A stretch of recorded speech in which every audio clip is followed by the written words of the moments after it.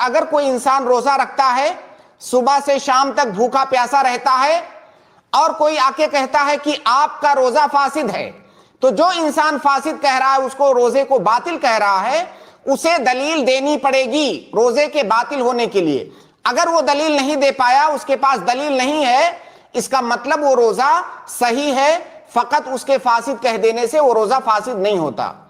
تو خلاصہ یہ ہے کہ مفسدات صوم یا مفطرات صوم کو ثابت کرنے کے لیے دلیل چاہیے، اور وہ چیزیں جن سے ہمارا روزہ فاسد ہو جاتا ہے وہ تقریباً 8 چیزیں ہیں۔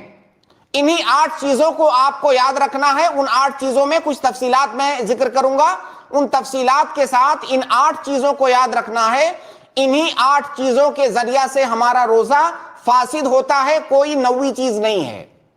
پہلی چیز جس سے ہمارا روزہ فاسد ہوتا ہے، انتہائی اختصار کے ساتھ میں ذکر کروں گا۔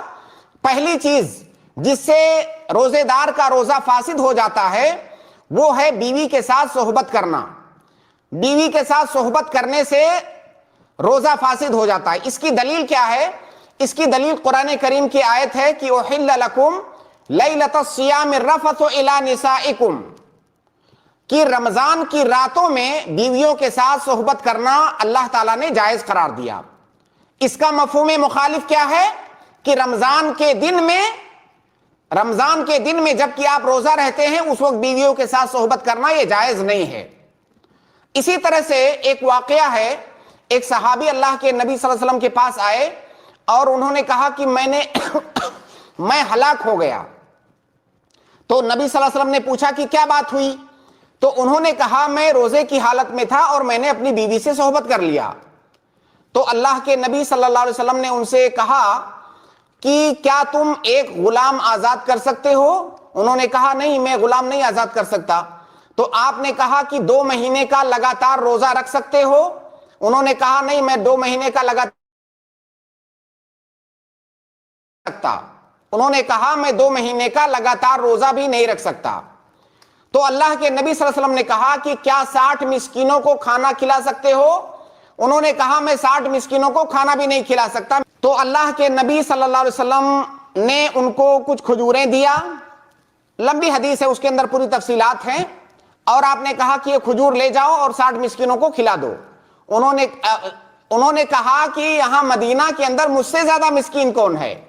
تو نبی صلی اللہ علیہ وسلم ہنسنے لگے اور آپ نے کہا کہ جاؤ اپنے اہل و عیال کو کھلا دو۔ خلاصہ یہ ہوا اس حدیث کا کہ اگر کسی نے رمضان میں روزے کی حالت میں اپنی بیوی سے صحبت کر لیا تو اس کا روزہ فاسد ہو جائے گا، اور اس کے اوپر کفارہ ہے جس کا ذکر انشاءاللہ آگے آئے گا۔ تو پہلی چیز کیا ہوئی؟ روزہ توڑنے والی بیوی کے ساتھ صحبت کرنا۔ دوسری چیز ہے وہ چیز جو صحبت کے حکم میں ہے، بیوی کے ساتھ صحبت نہیں ہے بلکہ اس کے حکم میں ہے۔ اس کے حکم میں ہونے سے کیا مراد ہے؟ کوئی ایسا کام کرنا اختیار اور ارادے کے ساتھ، ایسا کام کرنا جس میں جان بوجھ کر کے انسان منی خارج کرے۔ کوئی بھی طریقہ کوئی بھی ہو سکتا ہے، بیوی سے بوس و کنار یا اور بہت سارے طریقے ہو سکتے ہیں۔ کسی بھی طریقے سے انسان کا جان بوجھ کر کے منی خارج کرنا، اس سے بھی روزہ ٹوٹ جاتا ہے۔ دونوں میں فرق ہے، بیوی کے ساتھ صحبت میں اور اس میں فرق ہے، اس کی جو سزا ہوگی اس میں بھی فرق ہے جس کا ذکر آگے آئے گا۔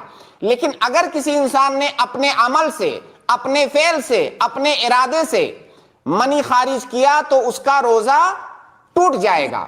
اور اس کی دلیل ہے اللہ کے نبی صلی اللہ علیہ وسلم کی وہ حدیث جس میں ہے کہ اللہ تعالیٰ کہتا ہے کہ یدع طعامہ وشرابہ وشہوتہ من اجلی، کہ روزے دار اپنا کھانا پینا اور اپنی شہوت میری وجہ سے چھوڑتا ہے۔ تو یہ چیز بھی شہوت کے اندر داخل ہے، لہٰذا کسی بھی طریقے سے اپنے عمل سے، اپنے فعل سے، اپنے ارادے سے منی خارج کرنا، اس سے بھی روزہ ٹوٹ جاتا ہے۔ یہ دوسری چیز ہوئی۔ تیسری چیز ہے جس سے روزہ ٹوٹتا ہے، کھانے اور پینے سے روزہ ٹوٹ جاتا ہے۔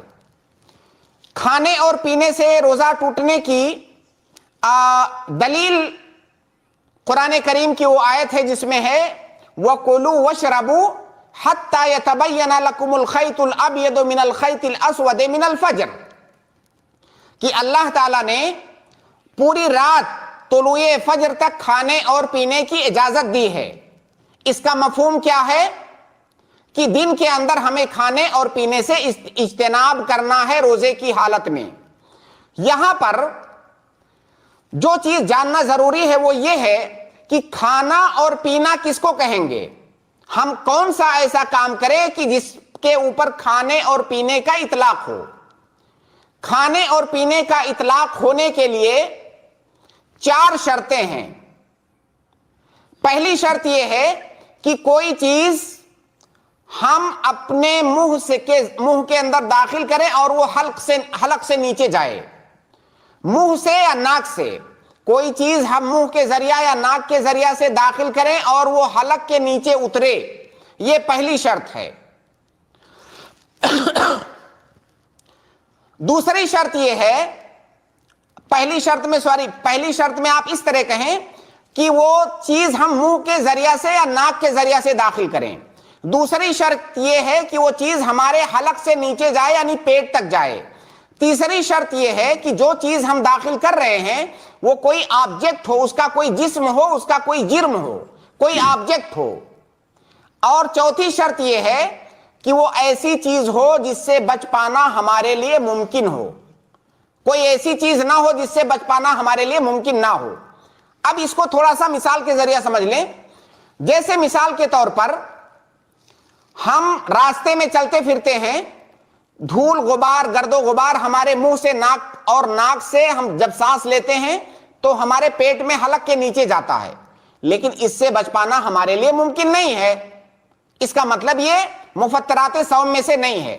اسی طرح سے ہم کلی کرتے ہیں، وضو کرتے ہیں، کلی کرتے ہیں۔ جب کلی کرتے ہیں تو ہمارے منہ میں پانی کا کچھ حصہ رہ جاتا ہے جو بعد میں ہمارے حلق سے نیچے جاتا ہے، لیکن اس سے بچ پانا ہمارے لیے ممکن نہیں ہے۔ اس کا مطلب یہ مفطرات صوم میں سے نہیں ہے۔ اسی طرح سے ہم سانس کے ذریعے سے ہوا اندر لیتے ہیں، لیکن ہوا کوئی آبجیکٹ نہیں ہے، اس کا کوئی جسم نہیں ہے، کوئی جرم نہیں ہے وہ۔ اس کا مطلب یہ ہوا کہ یہ مفطرات صوم میں سے نہیں ہے۔ اسی طرح سے ہم پانی اپنے منہ میں لیتے ہیں، پانی پینے سے تو روزہ ٹوٹ جائے گا، لیکن منہ میں لیتے ہیں، وہ حلق سے نیچے نہیں لیتے ہیں۔ اب حلق سے نیچے جب وہ نہیں اترا تو ہمارا روزہ نہیں ٹوٹے گا جب تک وہ حلق سے نیچے نہ اترے۔ اسی طرح ہم ناک میں پانی ڈالتے ہیں، ہم اس کو اتنے اندر نہیں لے جاتے ہیں کہ وہ ہمارے حلق سے نیچے چلے جائے، تو اس سے روزہ نہیں ٹوٹے گا۔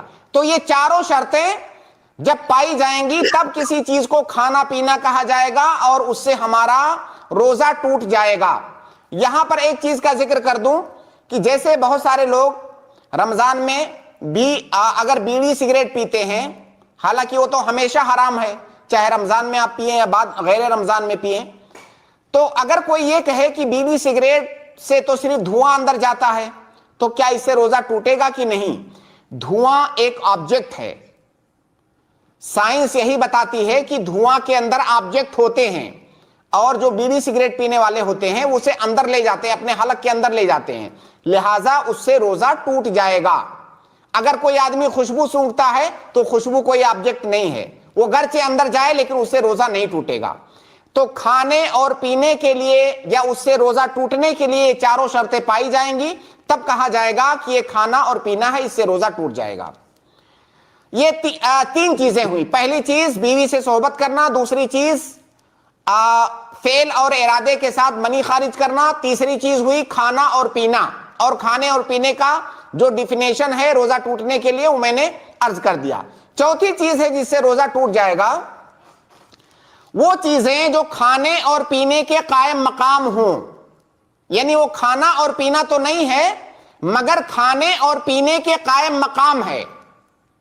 کھانے اور پینے کے قائم مقام ہونے کا کیا مطلب ہے کہ دیکھیں کھانا اور پینا تو منہ سے ہوتا ہے یا ناک سے ہوتا ہے۔ انسان کے جسم میں 2 اصل منفذ ہوتے ہیں جن کو منفذ معتاد کہتے ہیں فقہا کی زبان میں۔ ایک تو ہے منہ کا منفذ جس کا راستہ پیٹ تک جاتا ہے، ایک ہے ناک کا منفذ جس کا راستہ دماغ تک جاتا ہے، سر تک جاتا ہے اور پیٹ تک بھی جاتا ہے۔ تو ہمارے جسم کے اندر اصل جو منافذ ہیں، منافذ معتادہ، وہ دو ہیں، منہ اور ناک۔ اب اگر منہ اور ناک کے ذریعہ سے کوئی چیز اندر جاتی ہے تو اس سے روزہ مطلق طور سے ٹوٹ جائے گا، چاہے وہ کھانے پینے والی چیز ہو یا کوئی بھی چیز ہو، چاہے وہ غذا بخش چیز ہو یا غیر غذا بخش چیز ہو، اسے روزہ ٹوٹ جائے گا مطلقاً۔ لیکن اگر ہمارے جسم کے اندر غیر معتاد منفذ کے ذریعہ سے کوئی چیز داخل ہوتی ہے، غیر معتاد ناک اور منہ کے علاوہ جو منافذ ہیں وہ غیر معتاد ہیں، اگر اس سے کوئی چیز ہمارے جسم میں داخل ہوتی ہے تو روزہ اسی وقت ٹوٹے گا جب وہ کھانے اور پینے کے حکم میں ہو، جب اس کے اندر غذائیت ہو۔ اسی کو کہا جاتا ہے کھانے اور پینے کے حکم میں ہونا۔ ایک قاعدہ ہے کہ یغلب جانب المنفذ المعتاد ویغلب جانب التغذیہ فی غیرہ، جو منفذ معتاد ہے اس سے کوئی بھی چیز جائے مطلقاً روزہ ٹوٹ جائے گا، لیکن جو منافذ غیر معتادہ ہیں جن سے عام طور سے کھایا پیا نہیں جاتا ہے، اس سے کوئی چیز اندر جاتی ہے تو روزہ اسی وقت ٹوٹے گا جب اس کے اندر غذائیت ہو۔ جیسے مثال کے طور پر کوئی آدمی ایسا انجیکشن لیتا ہے، ظاہر ہے انجیکشن منہ میں اور ناک میں تو نہیں لیا جاتا ہے، جسم کے کسی اور حصے میں لیا جاتا ہے، اس کا مطلب منفذ غیر معتاد میں لیا جاتا ہے انجیکشن۔ اگر کوئی ایسا انجیکشن لیتا ہے جو علاج کے لیے ہے، اسے بخار ہے یا کوئی اور بیماری ہے، اس کا علاج کرنے کے لیے وہ انجیکشن لیتا ہے، اب انجیکشن کے ذریعے سے دوائی اندر گئی، مطلب منفذ غیر معتاد سے چیز اندر گئی اور اس کے اندر غذائیت نہیں ہے کیونکہ وہ علاج کے لیے لے رہا ہے، غذا کے لیے نہیں لے رہا ہے، اس کا مطلب اس سے روزہ نہیں ٹوٹے گا۔ لیکن اگر کوئی آدمی ایسا انجیکشن لے رہا ہے جو طاقت کا انجیکشن ہے، جس کو لینے سے انسان کی کھانے پینے کی ضرورت پوری ہو جائے گی، جیسے اس نے سلائن لیا، سلائن آپ دیتے رہیے، ایسے سلائن ہوتے ہیں جو مہینوں تک آپ دیتے رہیں تو انسان کو کھانے پینے کی ضرورت نہیں پڑے گی، جبکہ سلائن منہ اور ناک میں نہیں دیا جاتا ہے، منفذ غیر معتاد سے دیا جاتا ہے، لیکن چونکہ اس کے اندر غذائیت ہے لہٰذا وہ کھانے اور پینے کے حکم میں ہے، اس سے روزہ ٹوٹ جائے گا۔ خلاصہ یہ کہ اگر کوئی انسان ایسا انجیکشن لیتا ہے جس میں غذائیت ہے، کھانے پینے کی ضرورت پوری ہو جاتی ہے تو اس سے روزہ ٹوٹ جائے گا، اور اگر کوئی ایسا انجیکشن یا علاج لیتا ہے جس میں غذائیت نہیں ہے، کھانے پینے کی ضرورت اس سے پوری نہیں ہوتی ہے تو اس سے روزہ نہیں ٹوٹے گا۔ یہ چوتھا مفسد ہوا مفسدات صوم میں سے۔ پانچواں مفسد ہے جس سے روزہ ٹوٹ جاتا ہے، جان بوجھ کر کے کسی انسان کا قے کر دینا، جان بوجھ کر کے۔ اگر اسے قے اتفاقی طور سے ہو گیا اس کے بغیر کسی ارادے کے تو اسے روزہ نہیں ٹوٹے گا، لیکن اگر کسی نے جان بوجھ کر کے قے کیا تو اسے اس کا روزہ ٹوٹ جائے گا۔ نبی صلی اللہ علیہ وسلم کی حدیث ہے کہ من درعہ القیء فلیس علیہ قضاء ومن استقاء عمدا فلیقضی، کہ جس پر قے غالب ہو گیا، یعنی وہ چاہتا نہیں تھا لیکن قے ہو گیا، اس کو اومٹ ہو گیا، اس کو جان بوجھ کر کے اس نے نہیں کیا تو اس سے روزہ نہیں ٹوٹے گا۔ لیکن اگر کسی نے جان بوجھ کر کے قے کیا، کسی بھی طریقے سے منہ کے اندر ہاتھ ڈال کر کے یا کوئی بھی طریقہ اختیار کر کے جان بوجھ کر کے قے کیا تو اس سے روزہ ٹوٹ جائے گا، اس آدمی کو پھر قضا کرنا ہوگا۔ یہ پانچواں مفسد ہوا۔ چھٹی چیز جس سے روزہ ٹوٹ جائے گا، حیض اور نفاس۔ کسی عورت کو اگر ماہواری آ گئی تو اس سے روزہ ٹوٹ جائے گا اس کا۔ اسی طرح سے کسی عورت کے ہاں ولادت ہو گئی، اسے نفاس کا خون آنے لگا، اس سے اس کا روزہ ٹوٹ جائے گا۔ اللہ کے نبی صلی اللہ علیہ وسلم کی حدیث ہے الیس اذا حاضت لم تصلی ولم تصم، اللہ کے نبی صلی اللہ علیہ وسلم نے عورت کے بارے میں کہا کہ کیا ایسا نہیں ہے کہ جب اسے حیض آتا ہے تو نہ تو نماز پڑھتی ہے نہ تو روزہ رکھتی ہے، اور بھی اس کے بارے میں دلیلیں موجود ہیں۔ بہرحال حیض اور نفاس آنے سے بھی روزہ ٹوٹ جاتا ہے۔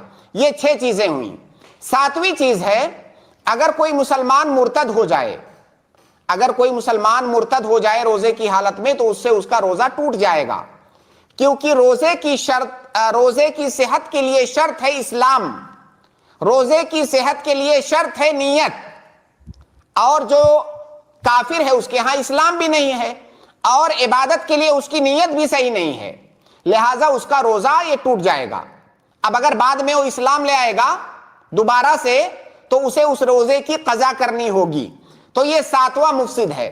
8واں مفسد ہے کہ کوئی انسان روزے کی حالت میں یہ جو مفسدات صوم جس کا میں نے ذکر کیا ان میں سے کوئی کام نہیں کیا، اس نے یہ کیا کہ اس نے یہ نیت کر لیا کہ اب میں روزے سے باہر نکل رہا ہوں، کچھ کھایا پیا نہیں، کوئی کام نہیں کیا، صرف یہ نیت کر لیا کہ میں روزے سے باہر نکل رہا ہوں، اس کا روزہ ٹوٹ گیا۔ تو اس کا مطلب یہ ہوا کہ نیت کے ذریعے سے بھی روزے کو توڑا جا سکتا ہے۔ تو یہ نیت کرنا کہ میں روزے سے نکل رہا ہوں، اس سے بھی روزہ ٹوٹ جائے گا۔ یہاں پر ایک مسئلہ، ایک فرعی مسئلہ ہے، وہ آپ جان لیں کہ کبھی کبھی ایسا ہوتا ہے کہ آپ کسی ایسی جگہ پر ہیں، افطاری کا ٹائم ہو گیا، آپ کے پاس کوئی چیز کھانے پینے کے لیے نہیں ہے۔ ایسا کئی دفعہ سفر وغیرہ کی حالت میں ہو جاتا ہے۔ اگر ایسی صورتحال ہے آپ کے ہاں، تو آپ روزہ کیسے افطار کریں گے؟ آپ نیت کر لیجئے کہ میں روزے سے باہر نکل رہا ہوں، میں افطار کر رہا ہوں۔ آپ کا افطار ہو گیا، آپ کو کھانے پینے کی ضرورت نہیں افطار کرنے کے لیے، آپ نے نیت کر لیا، آپ روزے سے باہر نکل گئے۔ تو بہرحال یہ 8 مفسدات ہیں، ان 8 مفسدات کے علاوہ کسی اور چیز سے انسان کا روزہ نہیں ٹوٹے گا۔ انشاءاللہ اس سے متعلق اور بھی مسائل ہیں کہ اگر کسی کا روزہ ٹوٹا تو اسے بعد میں کیا کرنا ہوگا، کیا اس کی کچھ شرطیں ہیں، ان کا ذکر انشاءاللہ کل کی اسٹریم میں کروں گا۔ لیکن یہ جو 8 مفسدات ہیں، آپ اس ویڈیو کو دوبارہ بھی سن لیں اور اس کو یاد کر لیں۔ اس سے متعلق کوئی سوال ہو تو ابھی جب سوال کا سیشن شروع ہوگا تو اس میں آپ اس کے بارے میں سوال بھی کر سکتے ہیں۔